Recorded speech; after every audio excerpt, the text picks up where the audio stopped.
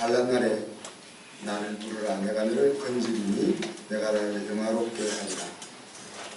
나의 기뻐하는 금식은 병악의 결박을 풀어주며 멍에 줄을 끌어주며 압제당하는 자를 자유케 하며 모든 멍에를 꺾는 것이 아니겠느냐. 어제로 우리가 3주간 릴레이 금식 기도를 마무리했습니다. 제가 듣기는 우리 고정란 성도님 아버님 잘 퇴원하셨고, 우리 김하나 형제 5개월간 계속되는 군의경험이 나가고, 또 저희 어머니 부른 다리가 한 70~80% 회복된 사실만 확인했습니다. 여러분 올리셨던 기도 제목에 어떤 응답들이 있었습니까? 개인적으로 이야기하기는 그러죠. 하여튼 그 결과를 어떻게 여러분이 받아들일 것입니까? 그걸 좀 생각해 볼 수 있기를 바랍니다. 계속해서 우리는 믿음을 가지고 이 제목을 기도함으로 나아가야 할 것입니다.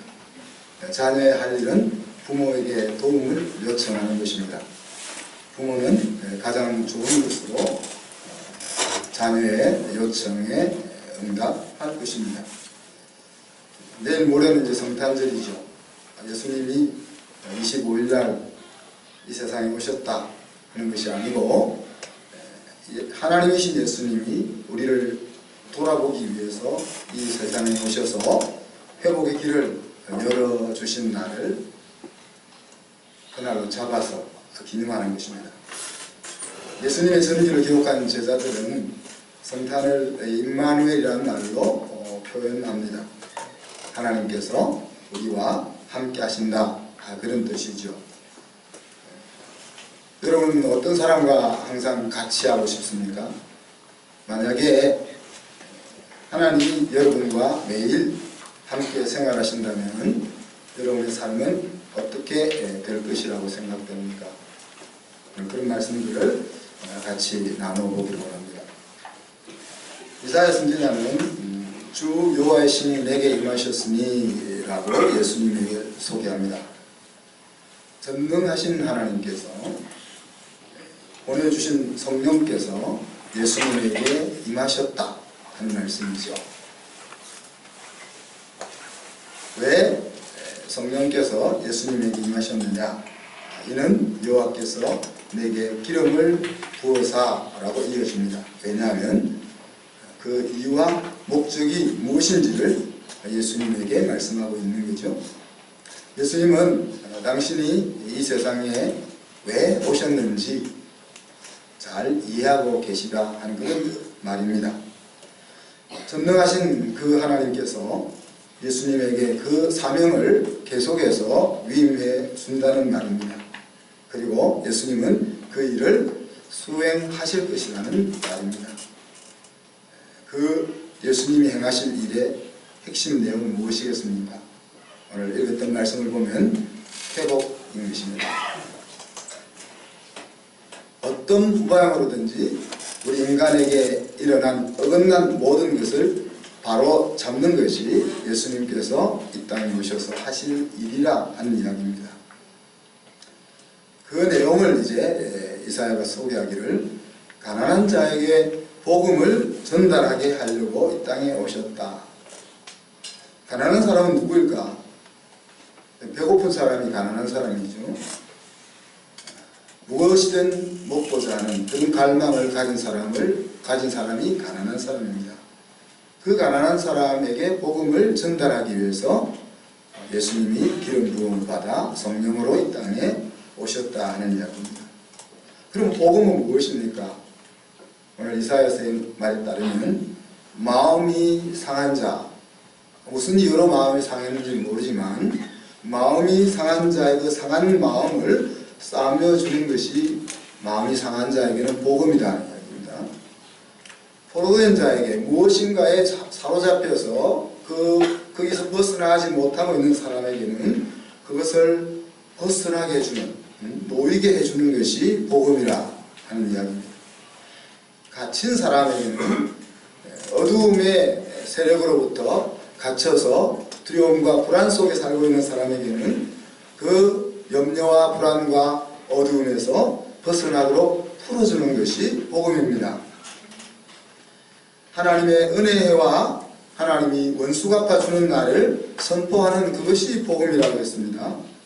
슬퍼하는 모든 사람에게는 위로해 주시고, 시온에서 슬퍼하는 사람에게 죄를 덮으시고 슬퍼하는 그런 상황에 있는 사람에게 꽃으로 된 관을 씌워주시고, 슬퍼하는 것 대신에 기쁨으로 보답해 주시고, 절망하는 마음 대신에 찬송을 부를 수 있는 그런 자리로 이끌어주는 그것이 이제 복음이다. 오늘 이사야가 그렇게 이야기하고 있습니다.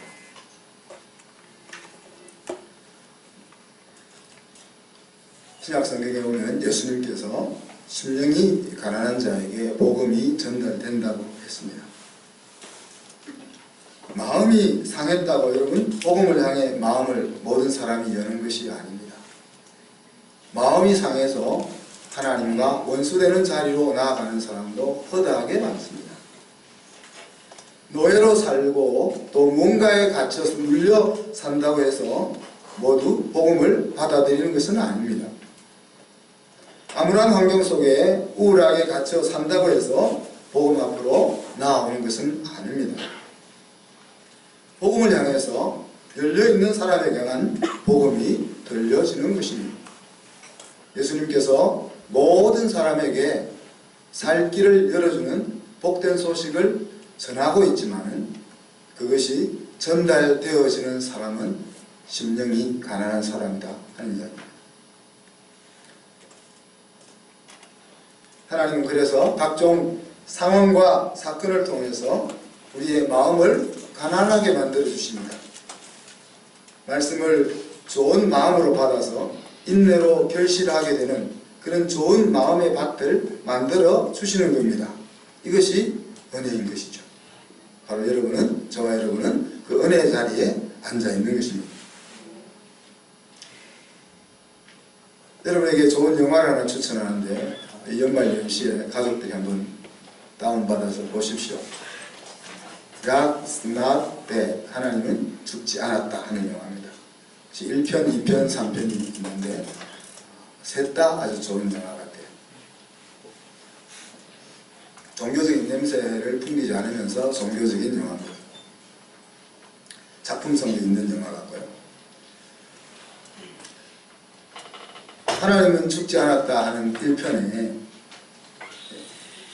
대학 캠퍼스에서 철학 강의가 열리는데, 철학 교수가 종이를 한 장씩 내어주고 신은 죽었다 라고 쓰고 그 밑에 자기 이름을 쓰고 사인하는 사람만 내 수업을 들을 수 있다. 그렇게 이제 수업이 시작됩니다. 한 100여 명 되는 학생 가운데 한 학생만이 갈등하는 거죠.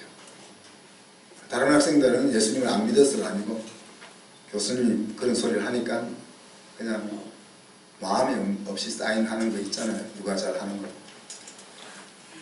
그래서 사인하고 이제 수업을 들어가는데, 이 한 학생은 그렇게 마음이 없이 사인할 마음이 안 생기는 거죠.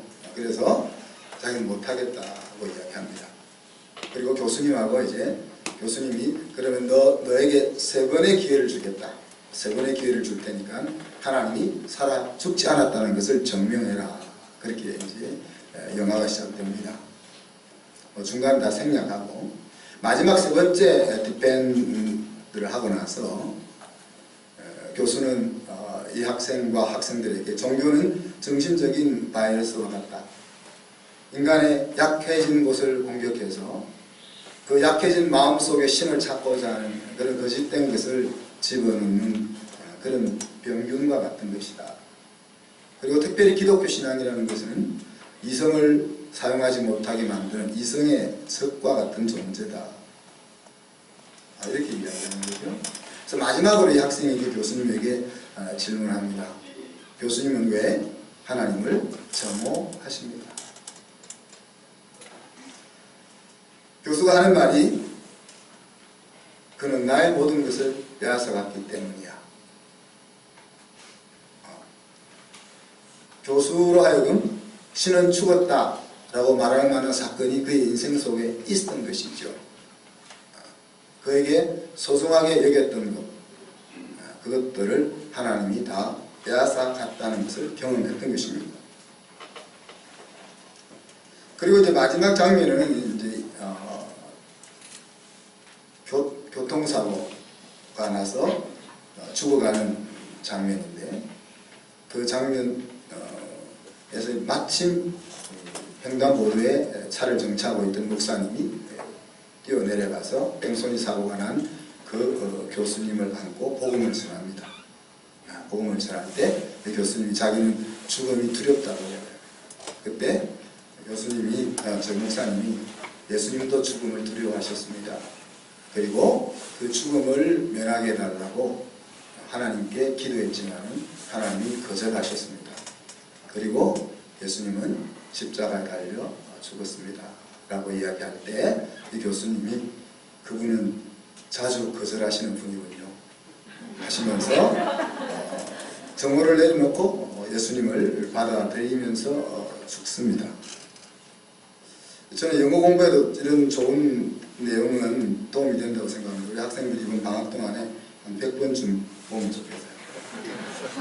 보면서 그 대사를 따라 읽고 또 그 감정도 넣어보고 한 100번쯤 하고 나면 그 영화가 그냥 외워지거든요. 외워지면 그냥 이 영화가 그냥 자연스럽게 나오게 됩니다. 제 말을 믿는 사람은 이번 연말연시에 1, 2, 3 중에 제일 마음에 드는 걸 하나 택해가지고 한번 실험해 보십시오.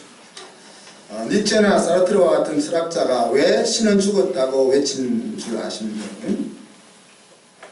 그들은 아무 생각 없이 하나님은 없어, 하나님은 죽었어 그렇게 외친 것이 아니고 정말 하나님에 대해서 진지하게 고민하고 물었기 때문에 그들은 신은 죽었다라고 말한 것입니다. 그들의 눈에 보였던 목회자가 하나님을 죽게 했던 것이고, 그들이 경험했던 신앙인들의 행동이 죽은 하나님을 만들었던 것입니다. SNS에 들어가 보면은 기독교는 개독교가 되어 있습니다. 그들은 무엇 때문에 자기에게 직접 영향을 악을 저지르지 않는 기독교에게 분노한다고 여러분 생각하십니까?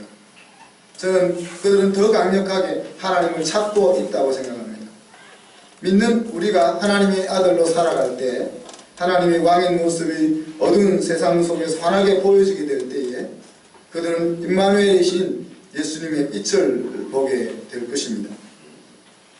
다시 말하면 우리가 그들에게 빛을 가로막고 있는 검은 장막과 같다는 이야기입니다.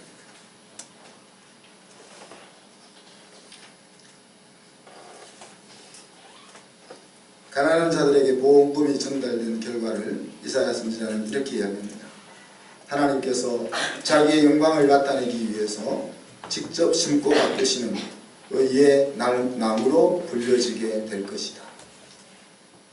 복음은 단지 어그러진 인생을 바로잡는 것에 머물지 않고 망가진 것들을 회복시키는 것에 머물지 않고 더 나아가서 하나님의 영광을 드러낼 수 있는 그런 존재로의 회복까지 나아간다는 이야기입니다. 다르게 이야기하면 보람있게 살아가야 할 이유를 우리로 하여금 찾게 해준다는 이야기입니다.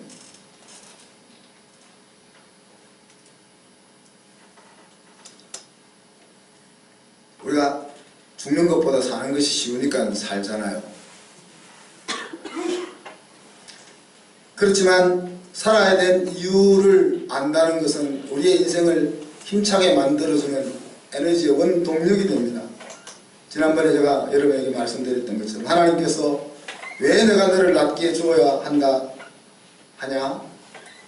왜 내가 너를 살려주어야 하냐? 그렇게 물으실 때 나 자신에게 감동 줄 수 있는 그런 대답을 우리가 가지고 있느냐 그렇게 이야기했습니다. 만약에 내가 생각해도 정말 멋있는 대답을 하나님 앞에 했어. 그렇게 여겨진다면 하나님이 우리를 낫게 해주지 않을 이유가 없어요. 하나님이 우리를 살게 해주시지 않을 이유가 없을 것입니다. 그렇게 감동적인 대답을 했음에도 불구하고 하나님이 들어주지 않는다면 우리는 더 기쁘게 그 상황을 받아들일 수 있을 것입니다. 죽음이 더 이상 고통이 아니고 하나님의 부르심이기 때문에 그렇습니다. 사랑하는 성도 여러분, 하나님은 우리에게 예수 그리스도를 임마누엘로 계속해서 보내주고 계십니다. 우리가 홀로 어그러진 삶 가운데 고통하며 우울해 살기를 원치 아니하시고 하나님이 본래 목적하신 그 목적처럼 힘차고 신나게 살게 하기 위해서 바로잡아 살 이유를 가지고 살아가게 하기 위해서 오늘도 임마누엘로 우리에게 임하고 계신 것입니다. 사도 바울은 임마누엘로 임하고 계신 그 하나님을 믿는 자녀들에게 지각을 넘어서는 평강을 약속해 주고 있습니다. 빌립보 4장 6절 7절에 보면 하나님의 지각에 뛰어난 평강이 우리의 마음과 생각을 지킬 수 있는 길이 있다 그랬습니다. 우리를 무너지게 하고 염려하게 하고 힘들게 하는 상황을 만났을 때 임마누엘 되신 그 하나님 앞에 나가 우리의 그 현상과 상황을 전적으로 의지하며 아뢰기만 한다면 우리의 감정과 환경을 넘어서는 하나님의 샬롬이 우리에게 주어지게 된다는 말입니다. 그것을 누리며 사는 힘이 오늘 저와 여러분과 함께 하시는 임마누엘이신 예수님을 믿는 신앙인 것입니다.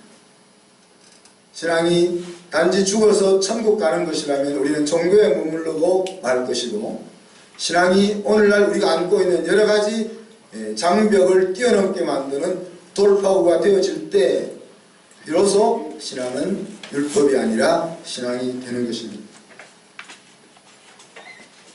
이 시간 하나님의 회복을 간절히 바라는 분들을 위해 기도하기를 원합니다. 조용히 눈을 감고 마음의 소리에 귀를 기울이십시다. 상한 마음과 육체가 회복되기를 원하시는 분이 있으시면 자기 가슴에 손을 얹으시기 바랍니다.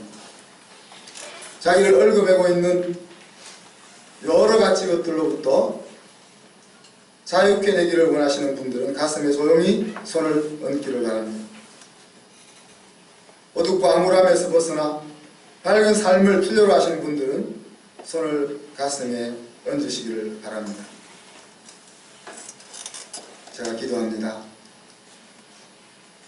사랑하는 하나님 아버지, 오늘 망가진 우리에게 임마누엘로 찾아오신 주님 앞으로 우리가 나아갑니다. 부모로부터 받은 상처들을 싸매어 주옵소서. 형제들과 친지들로부터 입은 상처를 만져 주시옵소서.